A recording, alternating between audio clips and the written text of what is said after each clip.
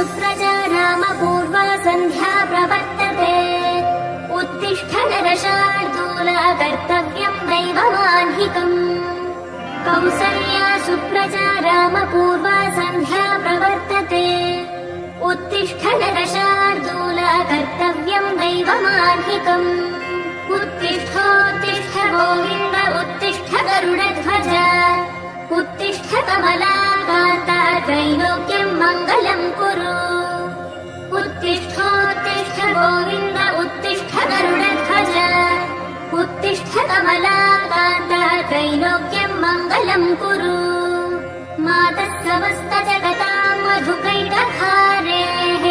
वक्षो विहारिणि मनोहर दिव्यमूर्ते श्रीस्वामि निःश्रित जनप्रिय दानशीले श्रीवेङ्कटेश दयिते तव सुप्रभातम् मातः समस्त जगताम् मधुकैटहारेः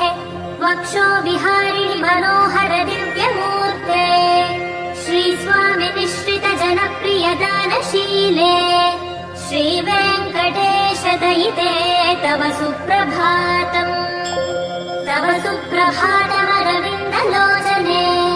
भवतु प्रसन्नमुखचन्द्रमण्डले विधिशङ्करेन्द्रवनिताभिरर्चिते वृषशैलनाथ दयिते दयानिधे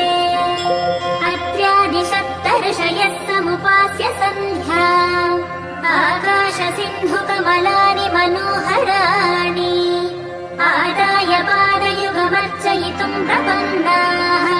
शेषाद्रिशेखर विभो तव सुप्रभातम् पञ्चाननाब्ज भव षण्मुखवासवाद्याः त्रैविक्रमादिचरितम् विबुधास्तुवन्ति भाषापतिः पठति वासर शुद्धिमारात् शेषाद्रिशेखर विभो तव सुप्रभातम् ईशप्रफुल्ल सरसीरुहनारिकेल पूगद्रुमादिसु मनोहर पालिकानाम् आवाति मन्दमनिलः सह दिव्यगन्धैः शेषाद्रिशेखर विभो तव सुप्रभातम् उन्मील्य नेत्रयुगमुत्तमपञ्जरस्थाः पात्रावशिष्ट कदलीफलपायसानि भुक्त्वा सलीलमथ केलिशुकाः पठन्ति शेषाद्रिशेखर विभो तव सुप्रभातम् तन्त्री प्रकर्ष मधुरस्वनया विपञ्च्य गायत्यनन्तचरितम् तव नारदोऽपि भाषा समग्रमसकृत्करचाररम्यम् शेषाद्रिशेखर विभो तव सुप्रभातम् भृङ्गावली च मकरन्दरसानुविद्ध झङ्कारगीतनिनदैः सह सेवनाय निर्यात्युपान्त सरसीकमलोदरेभ्यः शेषाद्रिशेखर विभो तव सुप्रभातम् योषागणेन वरदद्धि विमध्यमाने घोषालयेषु दधिमन्थन तीव्रघोषाः रोषात् कलिम् विदधते ककुभश्च कुम्भाः शेषाद्रिशेखर विभो तव सुप्रभातम् पद्मेशमित्रशतपत्रगतारिवर्गाः हर्तुम् श्रियम् कुवलयस्य निजाङ्गलक्ष्म्या भेरीनिनादमिव बिभ्रति तीव्रनादम् शेषाद्रिशेखर विभो तव सुप्रभातम् श्रीमन्नभीष्टवरदाखिललोकबन्धो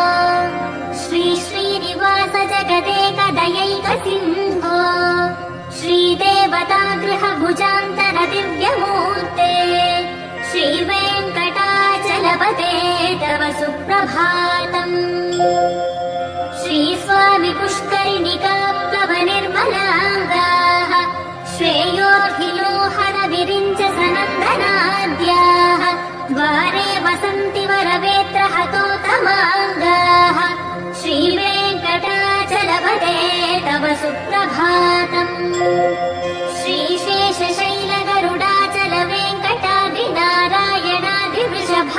श्रीशेषशैलगरुडाचलवेङ्कटाद्रिनारायणाद्रिवृषभाद्रिवृषाद्रिमुख्या वदन्ति श्रीवेङ्कटाचलपते तव सुप्रभातम्। सेवापरा शिव सुरेश कृशानुधर्म रक्षोऽम्बुनाथ पवमानधनाधिनाथाः बद्धाञ्जलि प्रविलसन्निज शीशदेशाः श्रीवेङ्कटाचलपते तव सुप्रभातम्। घाटीषु ते विहगराज मृगाधिराज नागाधिराज गजराज हयाधिराजाः स्वस्वाधिकार महिमाधिकमर्थयन्ते श्रीवेङ्कटाचलपते तव सुप्रभातम्। सूर्येन्दुभौम बुधवाक्पतिकाव्य सौरस्वर्भानुकेतु दिविषत्परिषत्प्रधानाः त्वद्दासदासचरमामधिदासदासाः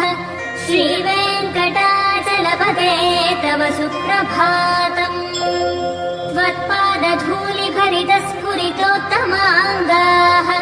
स्वर्गापवर्गनिरपेक्ष निजान्तरङ्गाः कल्पागमाकलनयाकुलतां लभन्ते श्रीवेङ्कटाचलपते तव सुप्रभातम्। त्वद्गोपुराग्रशिखराणि निरीक्षमाणाः स्वर्गापवर्गपदवीं परमां श्रयन्तः मर्त्या मनुष्य भुवने मतिमाश्रयन्ते श्रीवेङ्कटाचलपते तव सुप्रभातम्। श्रीभूमिनायक दयादिगुणामृताब्धे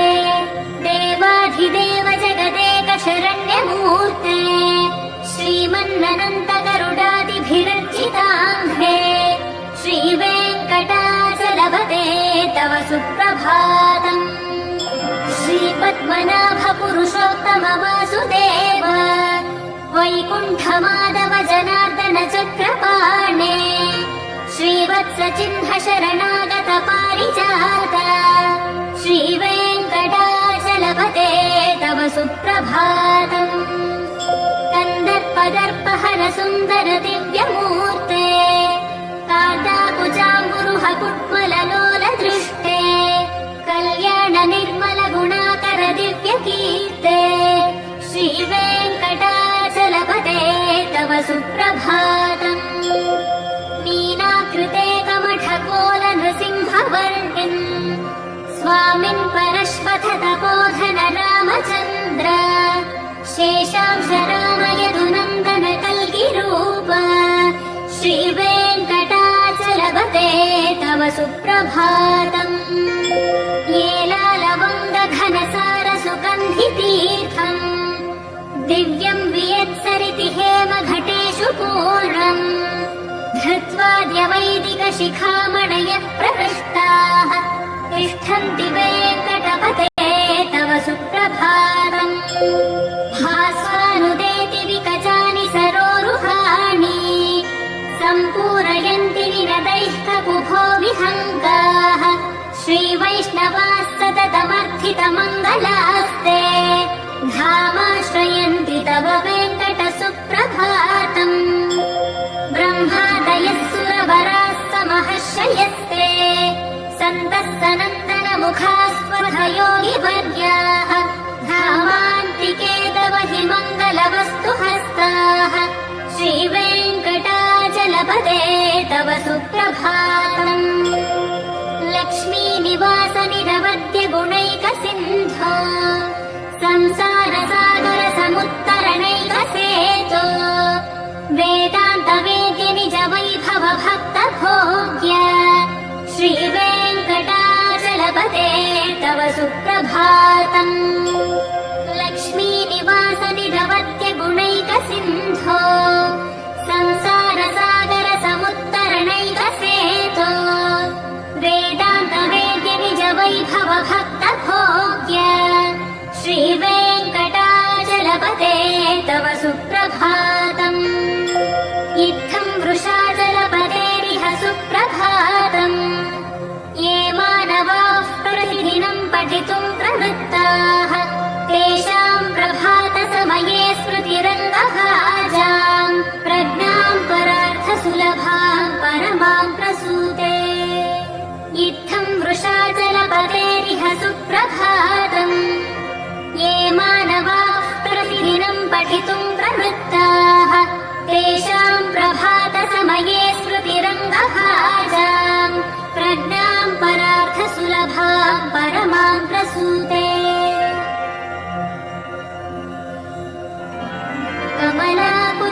चूचुक कुङ्कुमतो नियतारुणितातुलनीलतनो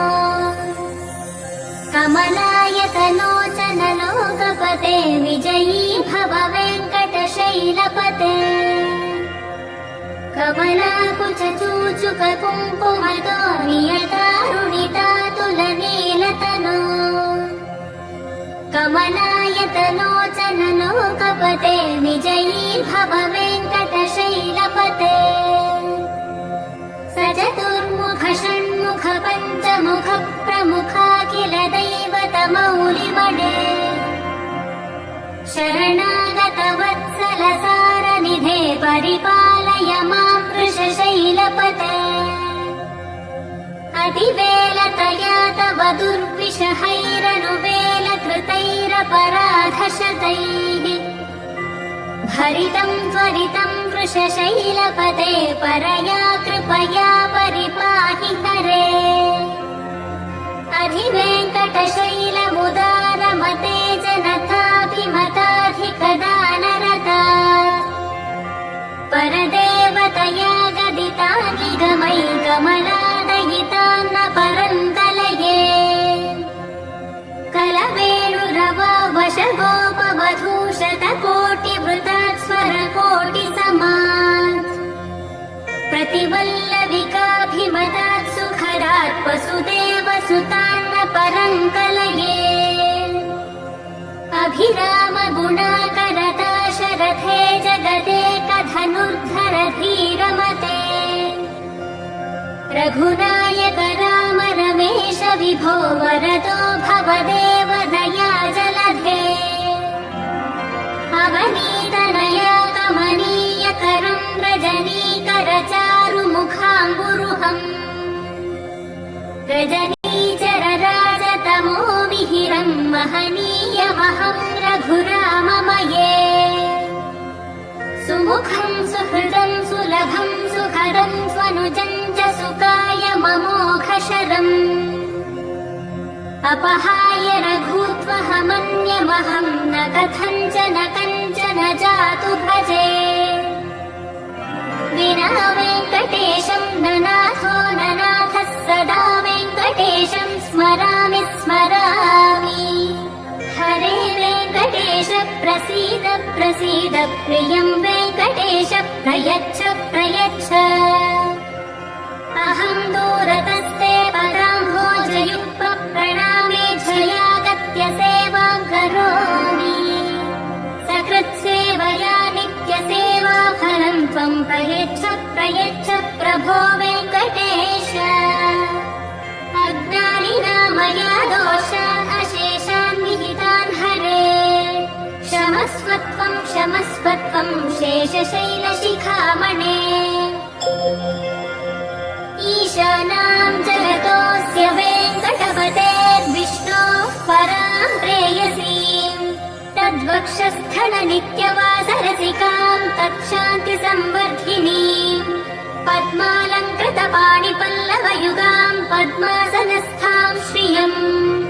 वात्सल्यादिगुणोज्ज्वलां भगवतीं वन्दे जगन्मातरम् श्रीमन्कृपाजलनिधे कृत सर्वलोक सर्वज्ञशक्तनत वत्सल सर्वशेषिन् स्वामिन् सुशील सुलभाश्रित पारिजात श्रीवेङ्कटेश चरणौ शरणं प्रपद्ये आनूपुरार्पित सुजात सुगन्धि पुष्प सौरभ्य सौरभकरौ समसन्निवेशौ सौम्यौ सदानुभवनेऽपि नवानुभाव्यौ श्रीवेङ्कटेश चरणौ शरणं प्रपद्ये सद्यो विकासि समुदित्वर सान्द्रराग सौरभ्य निर्भर सरोरुह साम्यवार्ताम् सम्यक्षु साहसपदेषु विलेखयन्तौ श्रीवेङ्कटेश चरणौ शरणं प्रपद्ये रेखामयध्वज सुधाकलशातपत्र वज्राङ्कुशाम्बुरुह कल्पक शङ्ख चक्रैः भव्यैरलङ्कृततनौ परतत्त्वचिह्नैः श्रीवेङ्कटेश चरणौ शरणं प्रपद्ये ताम्रोदरच्युतिपराजित पद्मरागौ बाह्यैर्महोभिरभिभूत महेन्द्रनीलौ उद्यन्नखांशुभिरुदस्तशशाङ्कभासौ श्रीवेङ्कटेशचरणौ शरणं प्रपद्ये सप्रेमभीतिकमलाकरपल्लवाभ्याम् संवाहनेऽपि सपदिक्लममादधानौ कान्तामवाङ्मनसगोचरशङ्कुमार्यौ श्रीवेङ्कटेशचरणौ शरणं प्रपद्ये कान्तामवाङ्मनसगोचरसङ्कुमार्यौ श्रीवेङ्कटेशचरणौ शरणं प्रपद्ये लक्ष्मीमहीतदनुरूपनिजानुभावनीलादिदिव्यमहिषीकरपल्लवानाम् आरुण्यसङ्क्रमणतः किल सान्द्ररागौ श्रीवेङ्कटेशचरणौ शरणं प्रपद्ये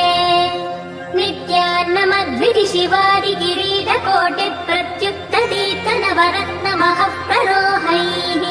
नीराजनाविधिमुदारमुपादधानौ श्रीवेङ्कटेशचरणौ शरणं प्रपद्ये विष्णोः पदे परम इत्युदितप्रशंसौ यौमध्वमुत्स इति भोग्यतयाप्युपातौ भूयस्तथेति तव पाणितलप्रतिष्ठौ श्रीवेङ्कटेशचरणौ शरणं प्रपद्ये पार्थाय तत्सदृशसारथिना त्वयैव यौतश्रितौ स्वचरणौ शरणं व्रजेति भूयोऽपि मह्यमिहतौ करदर्शितौ ते श्रीवेङ्कटेशचरणौ शरणं प्रपद्ये मन्मूर्धिकालियफणे विकटाटवीषु श्रीवेङ्कटाद्रिशिखरे शिरसि श्रुतीनाम् चित्तेऽप्यनन्यमनसां सममाहितौ ते श्रीवेङ्कटेशचरणौ शरणं प्रपद्ये अम्लानहृष्यदवनीतलकीर्णपुष्पौ श्रीवेङ्कटाद्रिशिखराभरणायमानौ आनन्दिताखिलमनोनयनौ तवैकौ श्रीवेङ्कटेशचरणौ शरणं प्रपद्ये प्रायः प्रपन्नजनता प्रथमावगाह्यौ मातुस्तनाविव शिशोरमृतायमानौ प्राप्तौ परस्परतुलामतुलान्तरौ ते श्रीवेङ्कटेशचरणौ शरणं प्रपद्ये सत्त्वोत्तरैः सततसेव्यपदाम्बुजेन संसारतारकदयार्द्रदृगञ्जलेन सौम्योपयन्त्रमुनिनाममतर्षितौ ते श्रीवेङ्कटेशचरणौ शरणं प्रपद्ये सत्त्वोत्तरैः सततसेव्यपदाम्बुजेन संसारतारकदयार्द्रदृगञ्जलेन सौम्योपयन्त्रमुनिनाममतर्षितौ ते श्रीवेङ्कटेशचरणौ शरणं प्रपद्ये श्रीशश्रिया घटिकया त्वदुपाय भावे प्राप्ये त्वयि स्वयमुपेयतया स्फुरन्त्या नित्याश्रिताय निरवत्य गुणाय तुभ्यम् स्यां किङ्करो वृषगिरीश न जातु मह्यम् श्रीशश्रिया घटिकया त्वदुपाय भावे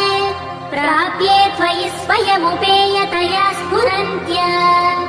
नित्याश्रिताय निरवत्य गुणाय तुभ्यम् स्यां किङ्करो वृषगिरीश न जातु मह्यम् श्रियः कान्ताय कल्याणनिधये निधयेऽर्थिनाम् श्रीवेङ्कटनिवासाय श्रीनिवासाय मङ्गलम् श्रियः कान्ताय कल्याणनिधये निधयेऽर्थिनाम् श्रीवेङ्कटनिवासाय श्रीनिवासाय मङ्गलम् लक्ष्मी सविभ्रमालोकसुभ्रू विभ्रमचक्षुषे चक्षुषे सर्वलोकानां वेङ्कटेशाय मङ्गलम् श्रीवेङ्कटाद्रिशृङ्गाङ्ग्रमङ्गलाभरणाङ्घ्रये मङ्गलानां निवासाय श्रीनिवासाय मङ्गलम् सर्वावयवसौन्दर्यसम्पदा सर्वचेतसाम् सदा सम्मोहनाय सुवेङ्कटेशाय मङ्गलम् नित्याय निरवध्याय सत्यानन्दचिदात्मने